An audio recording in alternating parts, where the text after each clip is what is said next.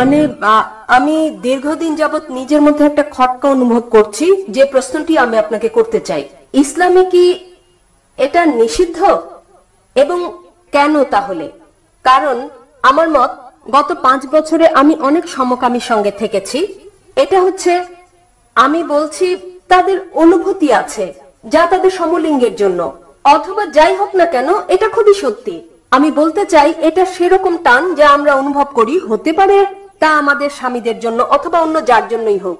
যদি এটা ভুল হয় তাহলে কেন ভুল? বোন প্রশ্ন করলেন যে সমকামিতার ব্যাপারে কি বলে ইসলাম, এবং যদি এটা ভুল হয় তাহলে কেন এটা ভুল। আল্লাহ কোরআনে বলেছেন সূরা ইসরা অধ্যায় নম্বর 17 আয়াত নম্বর 32, ব্যভিচারের কাছেও তোমরা যেও না, কেননা ব্যভিচার হচ্ছে সব মন্দ কাজের মন্দ সূচনা। এছাড়া আল্লাহ সূরা আরাফে বলেছেন অধ্যায় নম্বর 7, যে কোন পুরুষকে কথা বলা যে তুমি কি তোমার লালসা চর্চা করো পুরুষের উপর নারীর চেয়ে বেশি। তার মানে সমকামিতা হচ্ছে নিষিদ্ধ ইসলামে এবং কোরআনে, কারণ সর্বশক্তিমান ঈশ্বর মানুষ সৃষ্টি করেছেন। আল্লাহ কোরআনে বলেছেন সূরা রুম অধ্যায় নম্বর 30 আয়াত নম্বর 21, তিনি ভালোবাসা সৃষ্টি করেছেন স্বামী এবং স্ত্রীর অন্তরে। সর্বশক্তিমান ঈশ্বর মানুষকে এমন ভাবে তৈরি করেছেন যে তারা বিপরীত লিঙ্গকে ভালোবাসবে। সাধারণত প্রাকৃতিকভাবে কোন পুরুষই অন্য পুরুষকে সেভাবে ভালোবাসে না। আমি ভালোবাসা নিয়ে কথা বলছি, যা স্বামী স্ত্রীর মধ্যে প্রয়োজন। সে ভালোবাসা নিয়ে বলছি না যা আছে ভাই আর ভাইয়ের মধ্যে, বোন আর বোনের মধ্যে। এ ব্যাপারে প্রাথমিক একটা গবেষণা হয়, যাতে বলা হয় যে সমকামিতা হচ্ছে বংশগত। প্রশ্নোত্তরের সময় কেউ কেউ আমাকে জিজ্ঞেস করেন, আপনার মতো যেমন, যদি সমকামিতা বংশগত হয় তাহলে মানুষকে কেন দোষ দেওয়া হবে? এটা তার পিতামাতা থেকে এসেছে, তাহলে তাকে দোষ দেওয়া হবে কেন? আপনার মতো বললে যদি কেউ কাউকে ভালোবাসে তাহলে পুরুষকে দোষ দেওয়া হবে কেন? আমি বলছি এটা হচ্ছে গবেষণা, এটা হচ্ছে একটা ধারণা, সত্য ঘটনা নয়।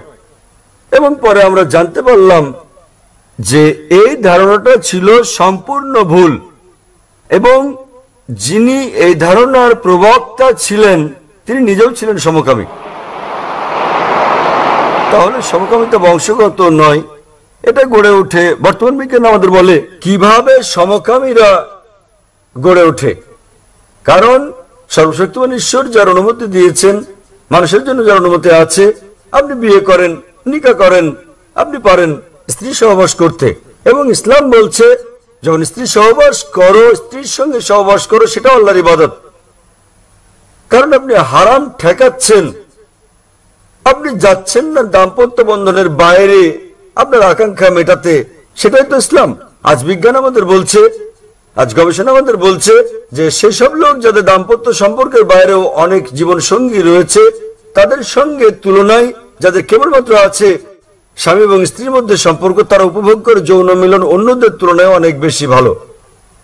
এবং আজকাল যা ঘটছে, যখন আপনি এসব নিয়ে ক্লান্ত হয়ে পড়েন, আপনি পাশ্চাত্য দেশে যান, সেখানে রক্ষিত রয়েছে 5, 10, 20, কোনো সমস্যা নেই। আপনি শুরু করেন এরপর অস্বাভাবিক কাজ করতে, আর যখনই আপনি অস্বাভাবিক কাজ শুরু করেন, আপনি স্রষ্টার আইন অনুসরণ করছেন না, এবং আপনি ভুল পথে আপনার কামনা চরিতার্থ করার চেষ্টা করেন। যখন আপনি ভুল পথে চলতে থাকেন, তখন আপনি যেতে থাকেন বাইরের দিকে অস্বাভাবিকতায়, এবং এভাবেই এক ব্যক্তি সমকামী হয়ে যায়। এটা বংশগত নয়, কারণ আপনি সীমার বাইরে চলে যান, যে সীমা দিয়েছেন সর্বশক্তিমান ঈশ্বর আপনাকে। আপনি অন্য জিনিস চেষ্টা করেন, আপনি অস্বাভাবিক জিনিস চেষ্টা করেন, এবং শেষ পর্যন্ত আপনি উপনীত হন এমন পর্যায়ে যা আপনি আর কখনো বিপরীত লিঙ্গের সঙ্গে মিলন উপভোগ করেন না, তাই আপনি সমলিঙ্গের সঙ্গে যৌনাচার করেন। তাহলে বলে এখানে তারা সর্বশক্তিমান ঈশ্বরের আইন ভঙ্গ করে এবং তারা অস্বাভাবিক কাজ করে, আর এভাবেই তারা মানসিকভাবে পরিণত হয় সমকামীতে। তাহলে স্বাভাবিকভাবে সর্বশক্তিমান ঈশ্বরের আইন ভঙ্গ করা সম্পূর্ণ ভুল, এবং এভাবেই একজন মানুষ হয়ে পড়ে সমকামী। তাই তাদেরকে বিশ্বাস করতে হবে যে ইসলাম সমকামিতা নিষেধ করে, এমনকি খ্রিস্ট ধর্ম সমকামিতা নিষেধ করে। বেশিরভাগ ধর্মই সমকামিতার বিরুদ্ধে। এবং পাশ্চাত্যের দেশেও বলা হচ্ছে গণতন্ত্রের কারণে বেশিরভাগ লোক যা বলে তাই জয়ী হয়ে যায়, সংখ্যাগরিষ্ঠতা জয় হয়। ইসলামে সংখ্যাগরিষ্ঠতা জয়ী হয় না, হক জয়ী হয়, সত্যের জয় হয়। আমার মনে পড়ে 1996 সালে যখন আমি কানাডায় গিয়েছিলাম, প্রথমবারের মতো লেকচার দিতে গিয়েছিলাম, কাগজের প্রথম পৃষ্ঠায় দেখলাম একজন পুরুষ আরেকজন পুরুষকে চুমু খাচ্ছে। এক পুরুষ আরেক পুরুষকে চুমু খাচ্ছে এবং বলছে তারা পরস্পরকে বিয়ে করেছে। বর্তমান পাশ্চাত্যে যদি আমি সমকামিতার বিপক্ষে বলি সেটা অপরাধ হয়ে যাবে, সেটা অপরাধ। তাহলে আমরা যা বুঝলাম যে অতীতে সব দেশে সমকামিতা ছিল অপরাধ। পরে পাশ্চাত্যের কিছু দেশে, কানাডার মতো, এর প্রতি আইন অনুমোদন করা হয়। আজকাল বেশিরভাগ পশ্চিমা দেশে সমকামিতা হচ্ছে বৈধ। এমনকি ইন্ডিয়ার মতো একটা দেশ, যে দেশ থেকে আমি এসেছি, তারাও ভাবছে এটাকে বৈধতা দেওয়ার কথা। তাহলে আমরা যা বুঝি, যা সত্য তা সত্যই, সংখ্যাগরিষ্ঠতা জয়ী হয় না, যা ভুল তা ভুল। এবং ইসলামে আর বিশ্বের প্রধান বেশিরভাগ ধর্মেই সমকামিতা হচ্ছে একটা পাপ, একটা অপরাধ। এটা আপনাকে জান্নাতে নিয়ে যাবে না, জাহান্নামে নিয়ে যাবে। আশা করি বোন উত্তরটা পেয়েছেন।